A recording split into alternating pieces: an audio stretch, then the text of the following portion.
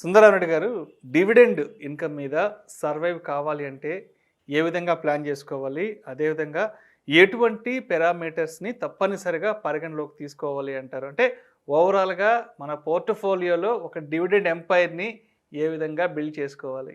డెఫినెట్‌గా అండి. యాక్చువల్‌గా లాంగ్ టర్మ్ పాయింట్ ఆఫ్‌లో ఒక కంటిన్యూయస్‌గా కన్సిస్టెన్సీ ఇన్కమ్ రావాలి అంటే స్టాక్ మార్కెట్‌లో డివిడెండ్ ఇన్కమ్ అనేది ఎక్స్ట్రార్డినరీ ఇన్కమ్ అండి. ఓకే. చాలామంది ఏంటంటే వాళ్ళు ఇచ్చేది 1%, 2% అది పెద్ద అమౌంట్ ఏం కాదేమో అనుకుంటారేమో గానీ, plus dividend, plus bonus shares, plus stock split ఇవన్నీ కలుపుకుంటే ఓవర్ పీరియడ్ టైమ్‌లో చాలా పెద్ద అమౌంట్ వస్తది. ఓకే. అందుకని మనం హౌస్ కొన్నప్పుడు మనం ఇప్పుడు రెంటల్ చూసుకుంటే గిట్టుబాటు అవ్వదేమో గానీ, ఒక 30, 40 ఇయర్స్ తర్వాత చూసామనుకోండి, మన కొన్న అమౌంట్ వితిన్ 1 ఇయర్ రెంట్‌లకి వస్తూనే ఉంటది. అట్లనే డివిడెండ్ స్టాక్స్ కూడా అంతేనండి. లాంగ్ టర్మ్ పాయింట్ ఆఫ్ వ్యూలో మాత్రం టూ గుడ్ అనమాట. అందుకని మీకు ఒక మార్కెట్‌లోకి ఎంటర్ అయ్యేటప్పుడే క్లారిటీ ఉండాలి. మీరు అంటే గ్రోత్ కంపెనీస్‌లో ఇన్వెస్ట్ చేస్తున్నారా? డివిడెండ్ ఇచ్చే కంపెనీస్‌లో ఇన్వెస్ట్ చేస్తున్నారా అని. గ్రోత్ కంపెనీస్ ఏంటంటే అవి ఇంకా యంగ్ కంపెనీస్ అనమాట అవి. అవి ఇంకా ఎక్స్పాండ్ అవుతా ఉంటాయి. ఎక్స్పాండ్ చేసేటప్పుడు కంపెనీస్‌కి ఇంకా వాటికే మనీ కావాలి. ఆ టైంలో వాటికొచ్చిన ప్రాఫిట్‌ని కంపెనీలోనే రీఇన్వెస్ట్ చేస్తా ఉంటారు. అందుకని సెపరేట్‌గా నీకు డివిడెండ్ అంటే పే చెయ్యవు. అలా కాకుండా మెచ్యూర్డ్ అయిన కంపెనీస్ అనుకోండి, వాళ్ళు ఆల్రెడీ ఇండియా మొత్తం ప్లాంట్స్ ఉన్నాయనుకోండి, వచ్చే ప్రాఫిట్‌ని ఇంక డిస్ట్రిబ్యూట్ చేయడం మెయిన్ చేస్తారు. ఓకే. అలాంటి వాటిలో ఇన్వెస్ట్ చేశారనుకోండి, నీకు డివిడెండ్ ఇన్కమ్ జనరేట్ చేసుకోవచ్చు. అందుకని పోర్ట్‌ఫోలియో మనం బిల్డప్ చేసుకునేటప్పుడే అది గ్రోత్ ఓరియెంటెడ్ పోర్ట్‌ఫోలియోనా లేదా డివిడెండ్ ఓరియెంటెడ్ పోర్ట్‌ఫోలియోనా క్లారిటీ ఉండాలి మీకు. ఓకే. సపోజ్ ఇప్పుడు నేను ఐటీసీ తీసుకున్నాం అనుకోండి, గ్రోత్ పాయింట్ ఆఫ్ వ్యూ ఎప్పుడు డిసప్పాయింట్ అవుతా ఉంటారు. మీరు బాగా అబ్జర్వ్ చేయండి. Growth point of view. Yes. అది 10 ఇయర్స్ యావరేజ్ వచ్చేది less than 10%. Less than 10%. 5 years average కూడా less than 5%. Okay. 3 years average కూడా లెస్ దెన్ 1%. ఈ ఒక్క 1 ఇయర్ మాత్రం 50% ఇచ్చింది. ఓకే. అందుకని గ్రోతోళ్ళు ఆ కంపెనీలో డిసప్పాయింట్ అవుతారు. అదే డివిడెండ్ పాయింట్ ఆఫ్ వ్యూలో అది ఎక్స్ట్రార్డినరీ స్టాక్ అది. డివిడెండ్ పాయింట్ ఆఫ్ వ్యూలో మాత్రమే. Extraordinary stock. ఎందుకంటే కోవిడ్ టైంలో కొన్న వాళ్ళందరికీ 10% డివిడెండ్ జీవితకాలం ఇస్తూనే ఉంటది అది. ఇప్పుడు ఈ పాయింట్ ఆఫ్ వ్యూలో కొన్నా సరే నీకు 4% డివిడెండ్ ఇస్తది. ఓకే. సో డివిడెండ్ ప్లస్ ఈ bonus shares plus stock split అన్ని కలిపామనుకోండి, అది ఎక్స్ట్రార్డినరీ అనమాట. జస్ట్ ఇమాజిన్ అది ఐపీఓకి వచ్చినప్పుడు ITC stock 3 rupees for stock అండి వాళ్ళు ఇచ్చింది.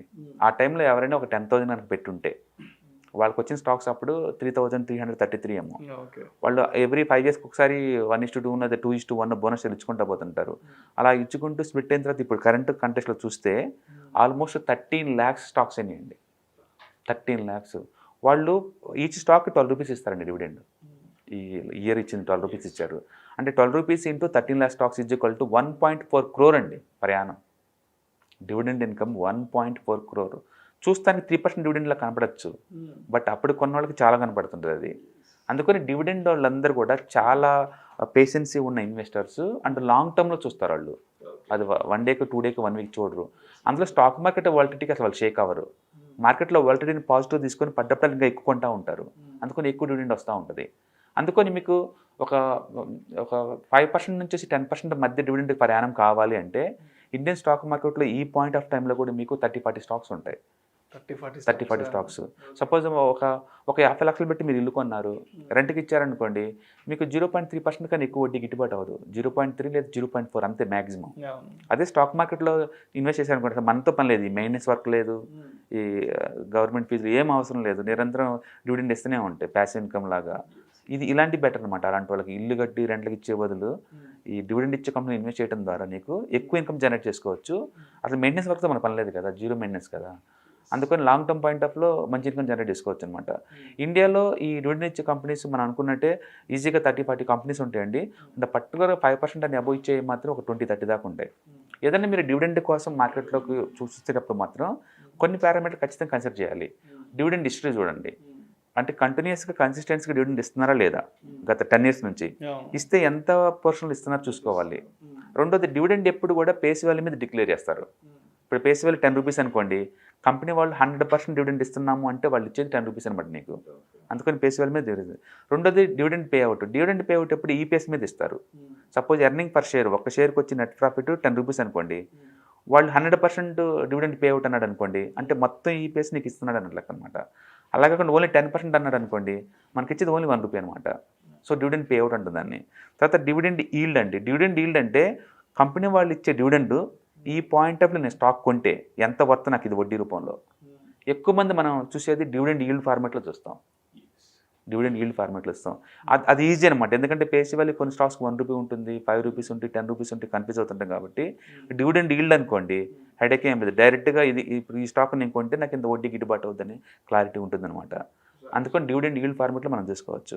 అలాగే డివిడెండ్ హిస్టరీ చూసుకోవాలి, క్యాష్ ఫ్లో ఖచ్చితంగా చూసుకోవాలి. ఈ కంపెనీకి ఎనఫ్ క్యాష్ ఫ్లో ఉందా లేదా, గత 10 years నుంచి క్యాష్ ఫ్లో పెరుగుతుందా లేదా. కొన్ని కంపెనీస్ ఏంటంటే టెంపరీగా అప్పు చేసి మరి తెచ్చి మనకు డివిడెండ్ పంచుతాయి. అది మన అమౌంట్, మళ్ళీ ఫ్యూచర్లో డివిడెండ్ రాకపోవచ్చు అలాంటి కంపెనీస్లో. అందుకని క్యాష్ ఫ్లో కరెక్ట్గా ఉందో చూసుకోవాలి, డివిడెండ్ పే అవుట్ హిస్టరీ చూసుకోవాలి, అసలు డివిడెండ్ ఇచ్చే హిస్టరీ దానికి ఉందా లేదా, డివిడెండ్ పాలసీ ఏంటి చూసుకోవాలి. ఇవి చూసుకోవటం ద్వారా మనకి కంటిన్యూస్గా కన్సిస్టెన్సీగా ఇచ్చే కంపెనీస్ మాత్రం చూస్ చేసుకోవాలా. For example rural electrical corporation ఒకటి, ఓకే, 2 పవర్ ఫైనాన్స్ కార్పొరేషన్ ఒకటి, కోల్ ఇండియా ఒకటి, ఈ 3 క్లాసిక్ ఎగ్జాంపుల్స్. అవి కంటిన్యూస్గా కన్సిస్టెన్సీగా ఎవ్రీ ఇయర్ ఇస్తూనే ఉంటాయి బై డిఫాల్ట్. అలాంటి బిజినెస్ మోడల్ ఉన్నట్లో నుంచి ఒక 10 స్టాక్స్ అలా చూసుకొని మనం ఈచ్ వన్లో ఈక్వలెంట్ అమౌంట్ పెట్టినట్టయితే లైఫ్ టైం మనకి డివిడెండ్ ఇన్కమ్ వస్తూనే ఉంటుంది. పైగా బుల్ మార్కెట్లో ఎట్టాగా ఈ స్టాక్స్ పర్ఫార్మెన్స్ బాగుంటాయి కాబట్టి ఆ టైంలో క్యాపిటల్ అప్రిషియేషన్ కూడా జరుగుతూ ఉంటుంది. అందుకని 2 in 1 అనమాట. అందుకని స్టాక్ మార్కెట్లో అంటే స్పెక్యులేషను, స్టాక్ రేట్ మూవ్ ఒకటే కాదండి, dividend income, permanent income, fixed income వస్తూనే ఉంటుంది నిరంతరం. అందుకని చాలామంది పోర్ట్ఫోలియో బిల్డప్ చేసుకుంటారు, నమ్మరు. ఒక తరతరాలు ఆస్తులకు ఇస్తూ ఉంటారు వాళ్ళ పిల్లలకి, వాళ్ళకి. ఎందుకంటే నిరంతరం వస్తూనే ఉంటాయి కదా. టీసీఎస్, విప్రో ఇలాంటి వాటిలో డివిడెండ్ ఈల్డ్ అనేది 2-3% అయి ఉండొచ్చు, బట్ అవి నిరంతరం ఇస్తూనే ఉంటాయి కదండి జీవితకాలం తరతరాలు. అందుకని చాలామంది డివిడెండ్ ఇచ్చే కంపెనీలు ఇన్వెస్ట్ చేస్తారు. వాళ్ళ దృష్టిలో స్టాక్ మార్కెట్ అంటే నథింగ్ బట్ డివిడెండ్ ఈల్డ్ అంతే. ఈ స్పెక్యులేషన్ వాళ్ళు చేయరు, వాళ్ళకి ఇష్టపడరు. తద్వారా మన లాంగ్ టర్మ్ పాయింట్ ఆఫ్లో రెగ్యులర్ ఇన్కమ్ మనం క్రియేట్ చేసుకోవచ్చు.